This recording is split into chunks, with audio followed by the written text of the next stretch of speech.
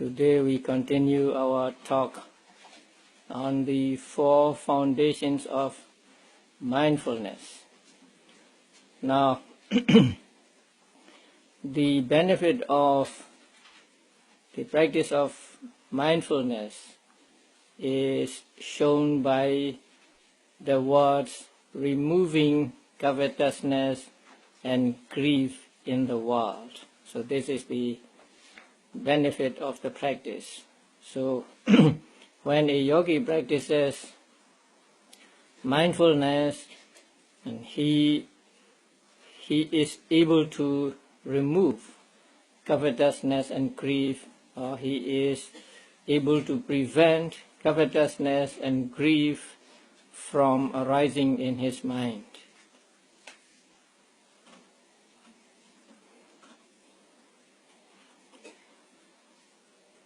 With regard to removing, the commentaries mentioned 3 kinds of removing.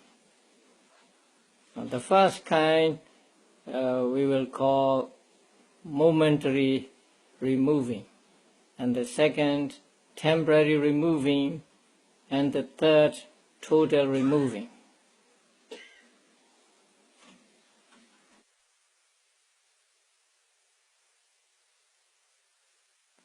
Momentary removing means removing just at the moment when the mindfulness is present. Now this removing is called momentary removing because it can remove only at the moment when the mindfulness is arising. Now, suppose there is darkness, and then you turn on the switch and there is light. So, the moment there is light, darkness is dispelled. But the moment you turn off the switch again, the darkness comes back. So in the same way, when the removing is just for a moment, like when you are mindful, the mental hindrances cannot arise, but when you are not mindful, or when there is no mindfulness in your mind, the mental defilements come back. So such removing, by actually substituting the mental defilements with some wholesome mental states, is called momentary removing.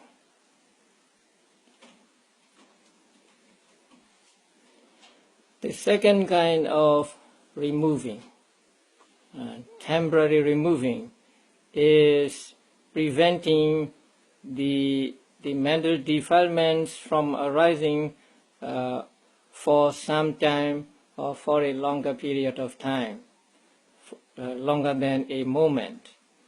Now when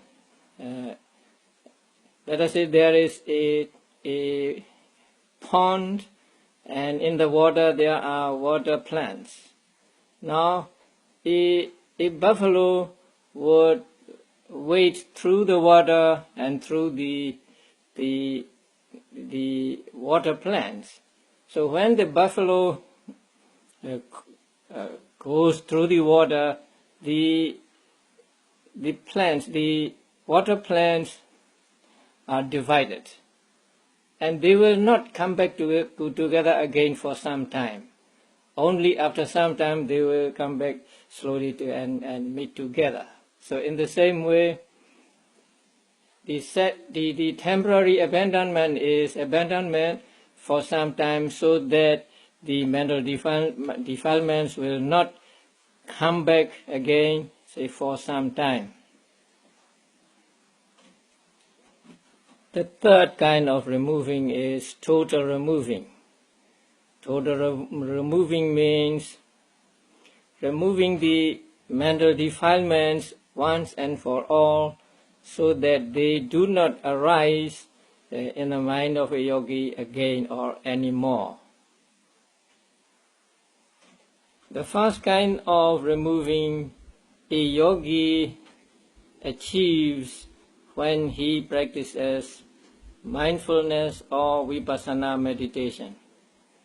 Now, when he practices mindfulness or vipassana meditation, he makes effort and he tries to be mindful of the object, and as the mindfulness grows in strength, he begins to see the objects clearly, and he begins to see the objects one after another coming and going, and also he begins to see objects arising and disappearing, and so he knows that the objects are impermanent and suffering in the sense that they are afflicted by arising and disappearing, and he also knows that there is no control over these objects arising and disappearing, and also there is no substance in it. So when he sees in this way, he is preventing the mental defilements from arising at that moment. Or when he is seeing in this way, mental defilements do not get chance to arise in his mind. So while he is practicing mindfulness and while he experiences the clear comprehension, he is said to be removing the mental defilements momentarily. So at every moment of mindfulness practice, a yogi is achieving this first kind of removal of mental defilements moment by moment. But as soon as a yogi stops the practice of mindfulness, these mental defilements will get chance to arise in his mind again. The second kind of removal a yogi achieves when he gets jhana. Now jhana is the higher state of consciousness, and with jhana these mental defilements can be say, pushed away for some period of time. The mental defilements removed by a jhana experience may not come back to the yogi for some time.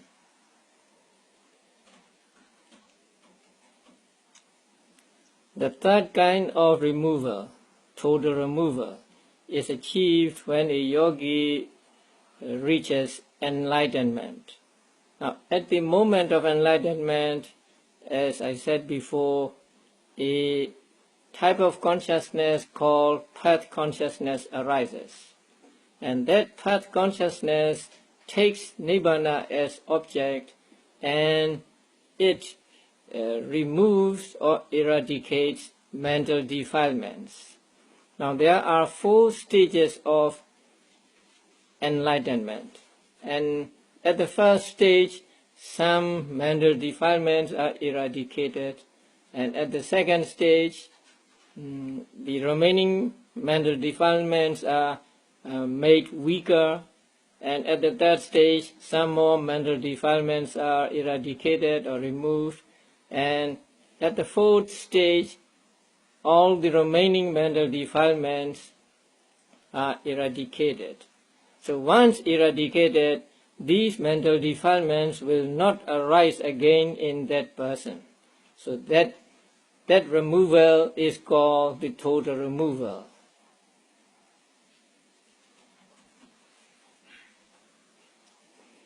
So when a yogi practices vipassana meditation, he achieves momentary removal of mental defilements. And when a yogi gains jhana, he achieves the temporary removing and when he gains enlightenment, he achieves the total removing. Now Mahasi Sayadaw explained here that during the practice of vipassana meditation, the temporary removal can be experienced. So he explained in this way. First, a yogi practices mindfulness on objects, and then his mindfulness becomes stronger, and he gains good samadhi, and he begins to see the true nature of things. That is, he begins to see the impermanent nature, suffering nature, and non-soul nature of things. So when he sees the objects clearly in this way, he is said to be achieving momentary removal of mental defilements. Now when he has gained experience in achieving momentary removal, his mind will become so refined, his samadhi, his concentration so strong that even if he is not mindful of an object, the mental defilements do not arise on these objects. Normally, if a yogi does not practice mindfulness on an object, then the mental defilements will arise regarding that object. But now this yogi has gained so much experience in momentary removal that even if he does not practice mindfulness on an object, no mental defilements will arise in him. Sometimes, even if he stopped meditating, his mind is so pure that no mental defilements will arise in his mind. So a yogi may think that I have eradicated mental defilements, or no gross mental defilements can arise in my mind now. So that the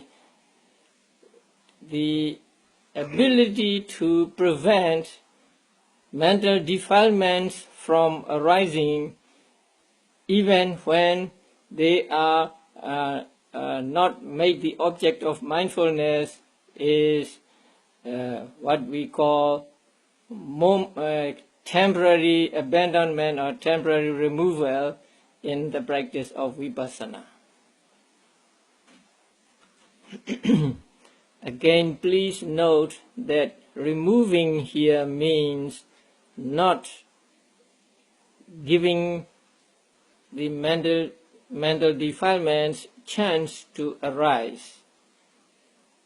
And that is achieved when a yogi is mindful and when he clearly comprehends the objects. So, being mindful and clearly comprehending, a yogi is said to be removing the mental defilements. So that means he doesn't have to make special effort to remove the mental defilements. But when he is mindful of the object, when he comprehends the object clearly, that means when he sees the true nature of things, then he is at the same time said to be removing the mental defilements. And the words "in the world" should be understood according to where they are mentioned. So in the number one sentence, in the world means in the body. And in number 2 sentence, in the world means in the feelings. In number 3 sentence, in the world means in the consciousness. And in number 4 sentence, in the world means in the Dhamma objects.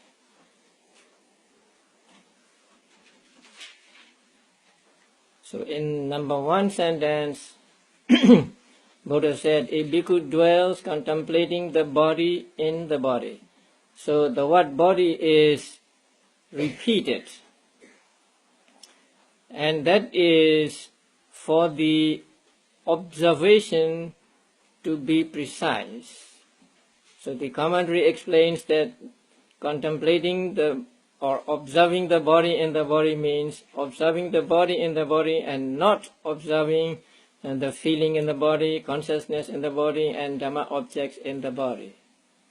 So it is to show the precision of observation that the word body is mentioned twice.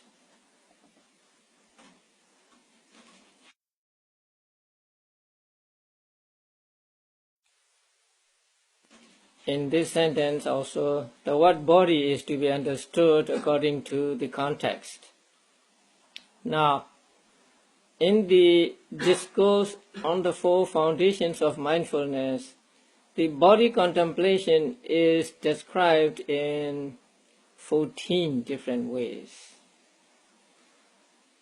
The first section is the mindfulness of breathing. Now, the second is the mindfulness of the postures of the body.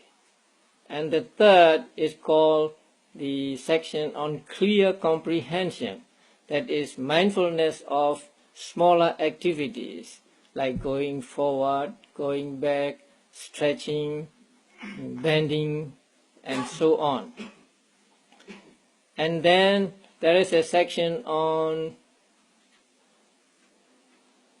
repulsiveness of the body, or 32 parts of the body. And then there is a section on the 4 material elements. And next there is a section on, 9 sections on cemetery contemplations. So altogether there are 14 kinds of contemplation of the body. And so regarding the first section, which is a section on breathing, the body means breathing.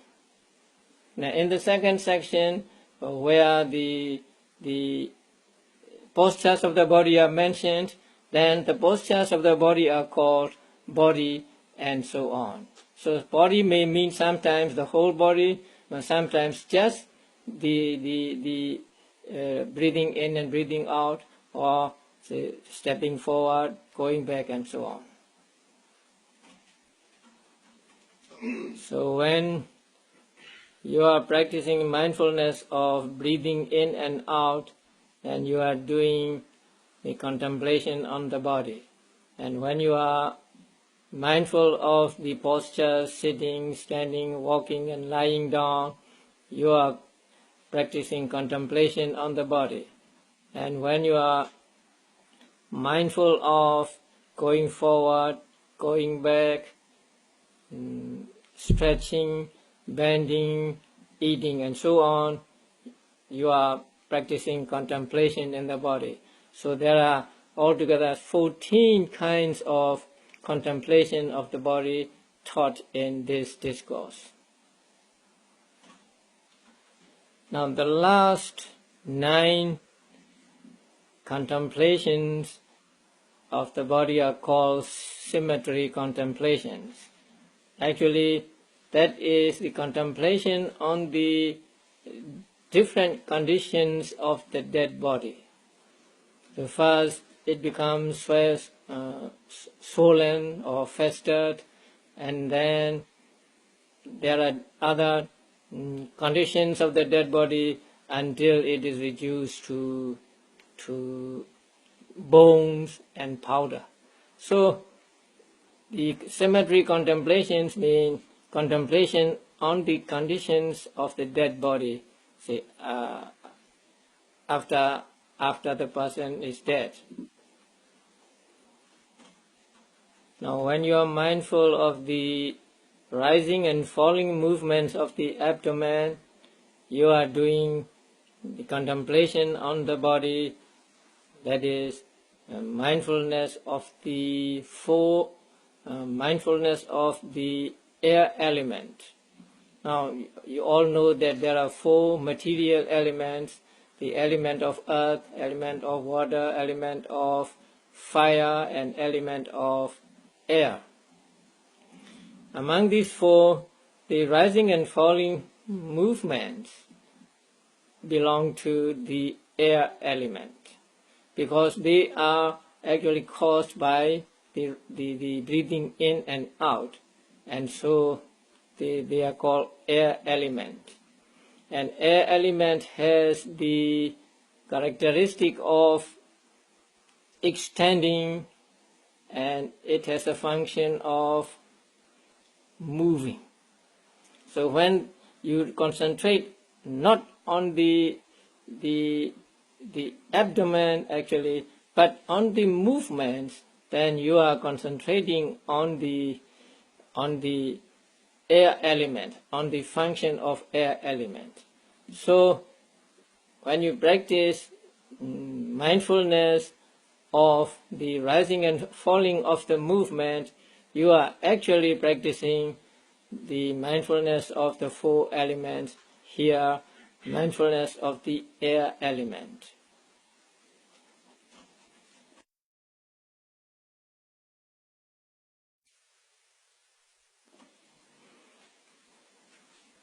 Now the second contemplation of feelings. Feeling is a mental state. Whenever we experience an object, whenever we see an object, or we hear an object, we smell an object, and so on, there is the mental state feeling arising along with the consciousness. So the mental state feeling has the characteristic of experiencing or enjoying the taste of the object. So please note that feeling here is a mental state. But whenever we talk about feeling, our minds always go to the physical thing. Say, when you say pain, then we always go to the material thing that is called pain. And when we are mindful of pain, actually we are mindful of the feeling of that pain. Pain is not mental state. Pain is a physical state. But this contemplation on the feeling is called mental contemplation. So contemplation of feeling is the contemplation of a mental state which is called feeling. And that arises in our mind, not in the physical body. But it is so associated with, so connected with the sensations in the body that in practice we just take these 2 as one.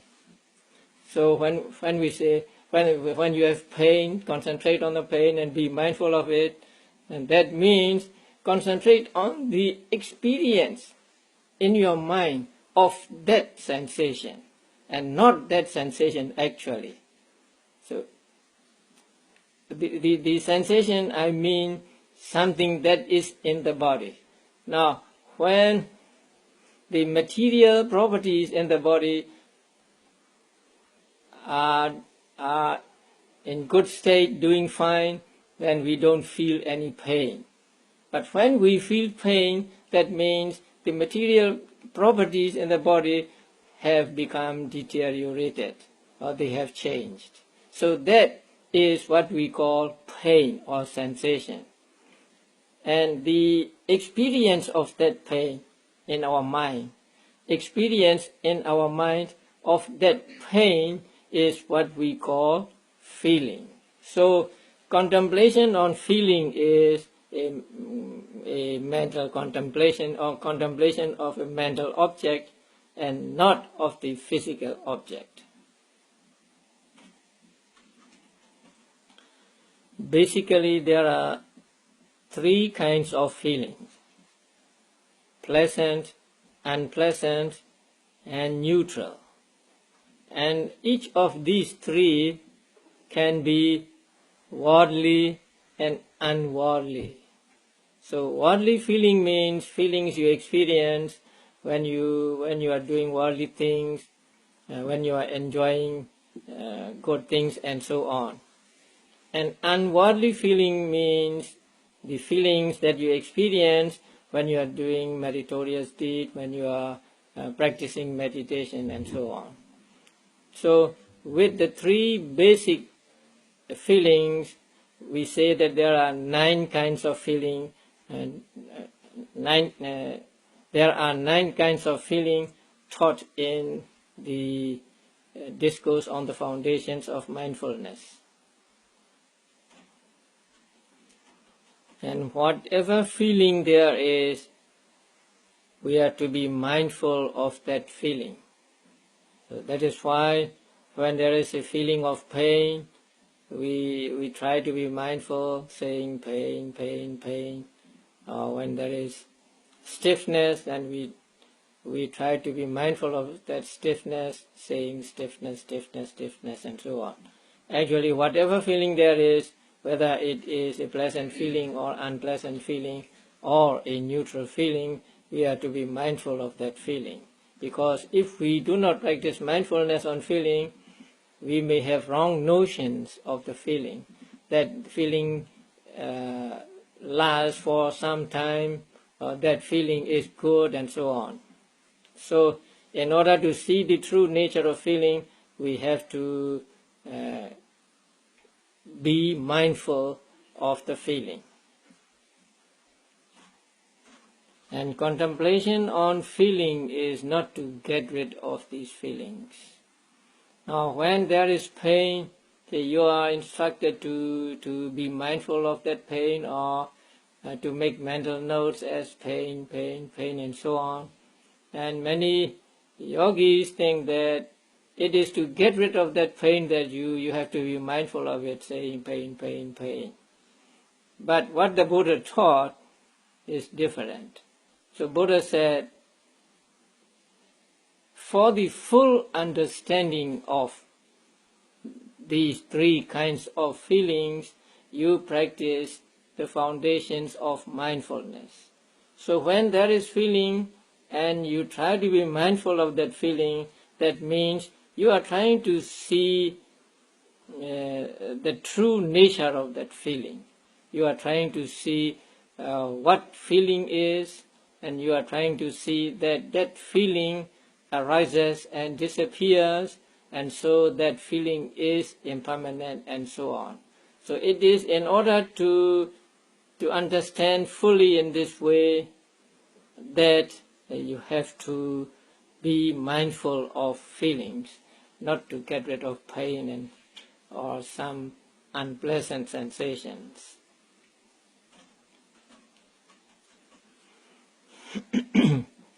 So when you practice feeling contemplation, you make effort and you try to be mindful, and you get concentration, and you see the feelings clearly, or you comprehend the feeling clearly.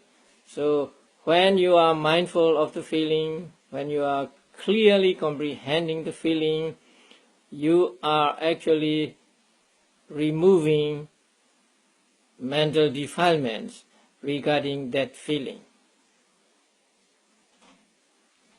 When the feeling is good, covetousness or craving can arise. So when you have a good feeling, you want it to last for a long time, and you are attached to it. And when the feeling is painful, then you have what is called grief. You have ill will, or you have anger. That is, if you do not practice mindfulness. So when you practice mindfulness, then they will not get chance to arise in your mind. Now, even when the feeling is bad or unpleasant, craving can arise. Not with regard to that unpleasant feeling, but when there is an unpleasant feeling, you long for a pleasant feeling. You want it to go away, and you want to have the pleasant feeling arise in you. So even when the feeling is unpleasant, the attachment or craving can arise. That is, if you do not practice mindfulness.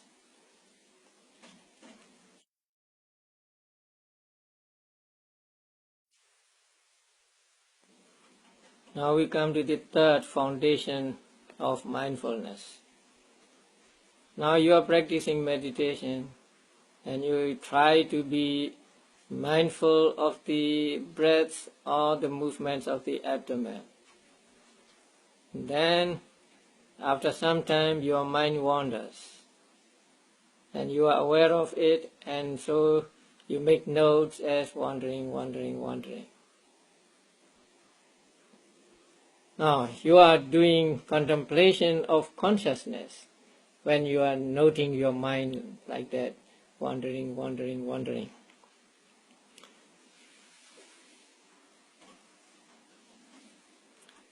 Now, in order to understand consciousness as taught in Buddhism, you need to know Abhidhamma.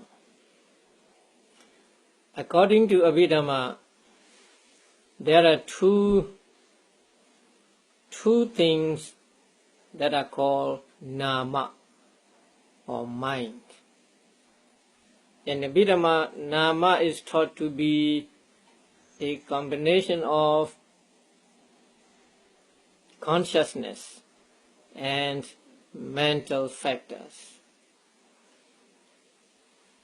And is defined as the awareness of the object. It is a very simple awareness of the object, and not the awareness we use in our talk on vipassana meditation.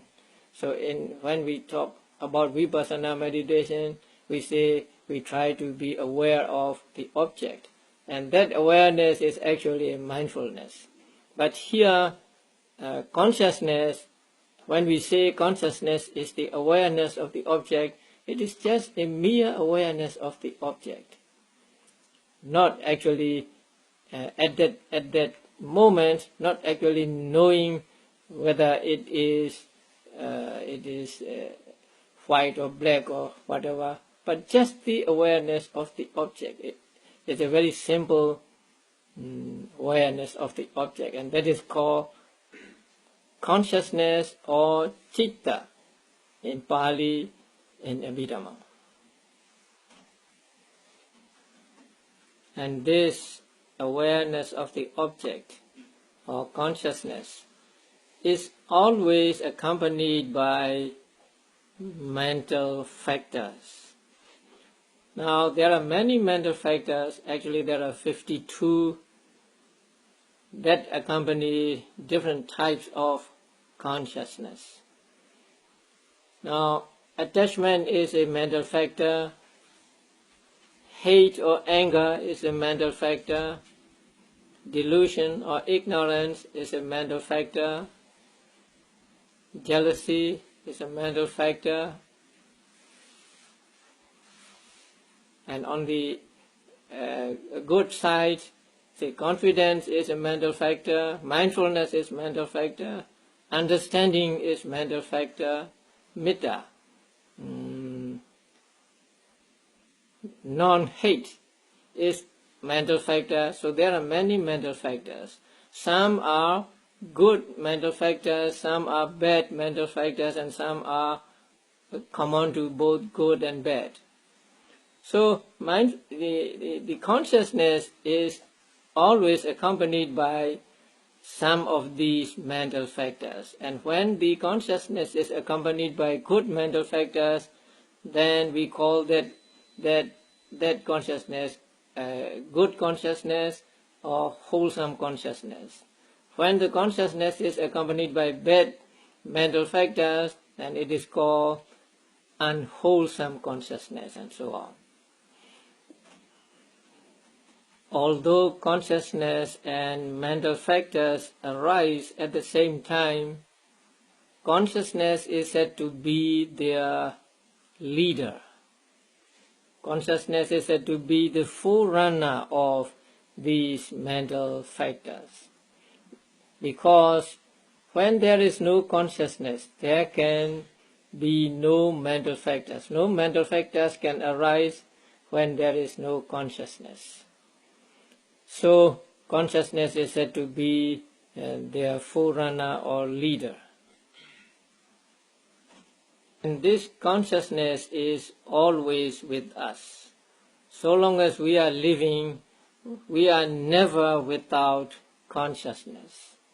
Even when we are first asleep, in a deep sleep, there is still consciousness of some kind. So we can never be without consciousness as long as we are alive.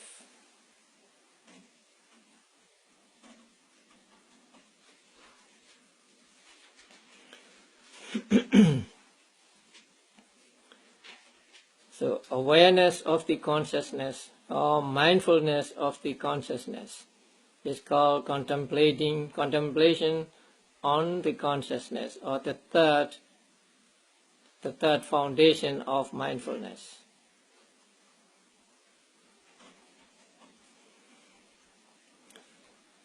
So when a yogi makes effort and tries to be mindful of the consciousness, as his mindfulness becomes stronger and as he gets concentration, he begins to see the consciousness clearly and its characteristics and so on. So when he is seeing the consciousness, the true nature of consciousness, then he is said to be removing mental defilements regarding that consciousness. That means regarding that consciousness, he will not have attachment to the consciousness or anger to the consciousness. Last and fourth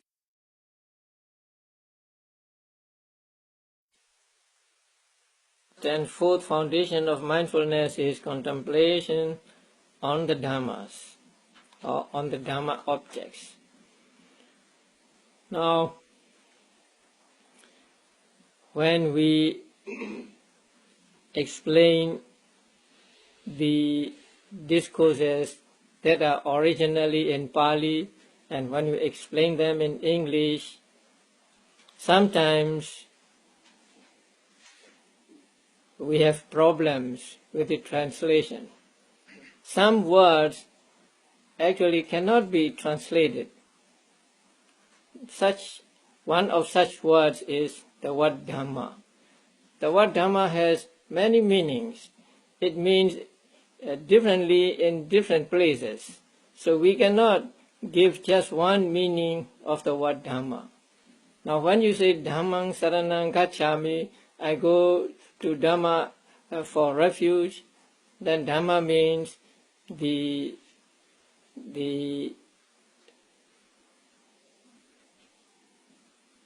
what the Buddha realized, say when he became the Buddha, and also his teachings. Sometimes Dhamma means nature, sometimes it means learning, and so on. So there are many meanings of the word Dhamma, and so we cannot have just one English translation for the word Dhamma in all places. And here also, the word Dhamma cannot be translated into English. Many translators translate it as mind object or mental objects. But I think that is not accurate. Mind object, because there are many things that are called Dhamma, and in this discourse, in the discourse on the four foundations of mindfulness, if you go to the section on the contemplation of the Dhamma, you will find that the 5 hindrances are called Dhamma, 5 aggregates of clinging are called Dhamma, and the 6 external bases and 6 internal bases are called Dhamma, 7 factors of enlightenment are called Dhamma, and the 4 noble truths are called Dhamma. So to cover all these, how can we translate the word Dhamma? Some of them are mental and some of them are material. So we cannot call them mental objects or mind objects. So it is better to leave it as it is and explain when we use the word Dhamma in a certain context. So here also we cannot translate this word into any language. So we say contemplation on the Dhamma in the Dhamma objects. So if we want to understand what Dhamma means here, we go to the section on the contemplation of the Dhamma, and there we find those mental hindrances and so on. So in this discourse, mental hindrances and others, there are altogether 5 groups. They are called Dhamma.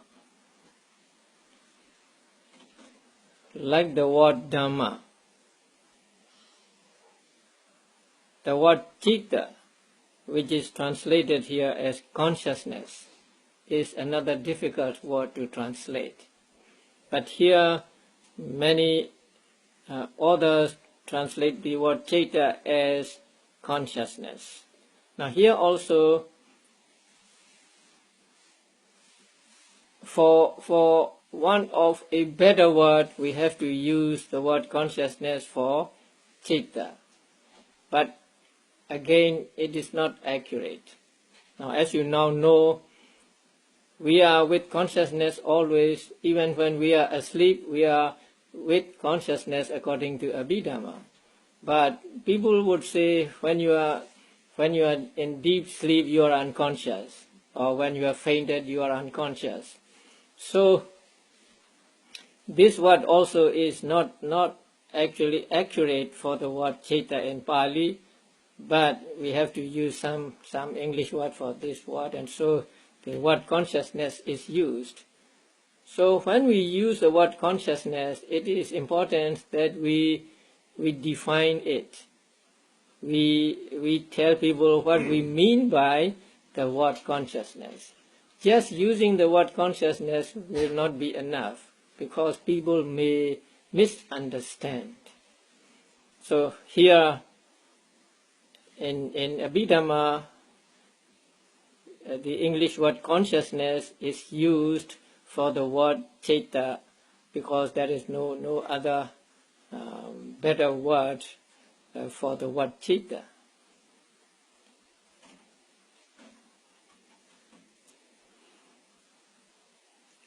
Now,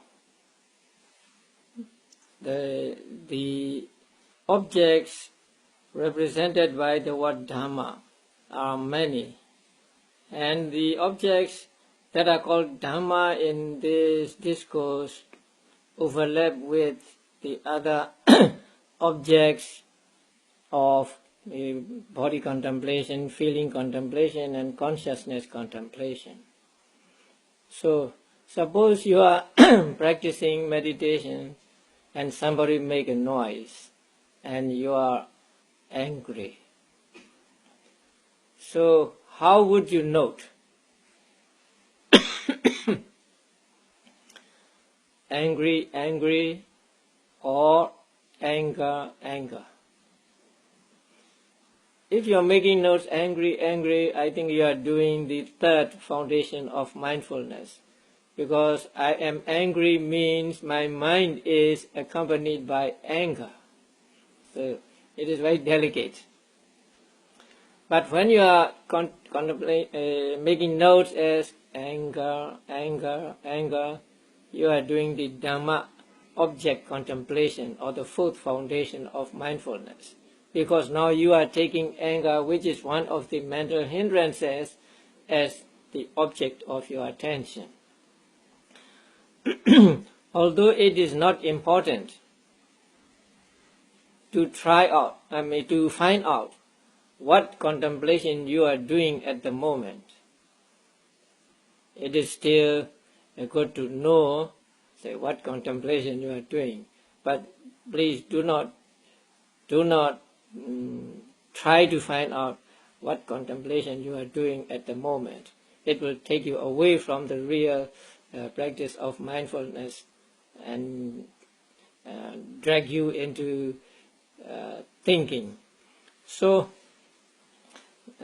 sometimes it is difficult to say what contemplation we are doing, contemplation of consciousness or contemplation of the Dhamma objects.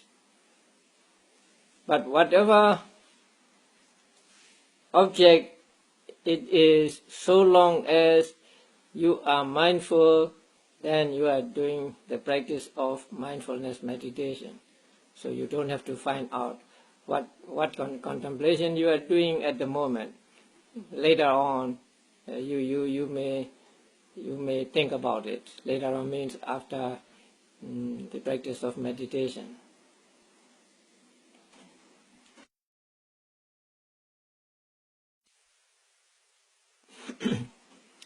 Okay, this is the 4 foundations of mindfulness in brief. So if you want to know more details, I must refer you to the discourse on the foundations of mindfulness. But what we learn from this passage is that we must make effort. We must practice mindfulness so that we clearly comprehend or we clearly see the objects. That means we see the true nature of the objects. Only when we clearly comprehend the objects, only when we see the objects as impermanent, suffering, and non-soul, will we be able to prevent covetousness and grief from arising in our minds. So, in order to prevent them from arising in our minds, we need to comprehend the objects clearly, and in order to see the objects clearly, we need to practice mindfulness, and for the practice of mindfulness, we must make an effort. So, if we make effort and if we practice mindfulness, we will not fail to comprehend the objects clearly. So, when we comprehend the objects clearly, then we will be removing covetousness and grief at the same time. So let us all make effort to be mindful so as to comprehend the objects clearly and remove covetousness and grief in the world.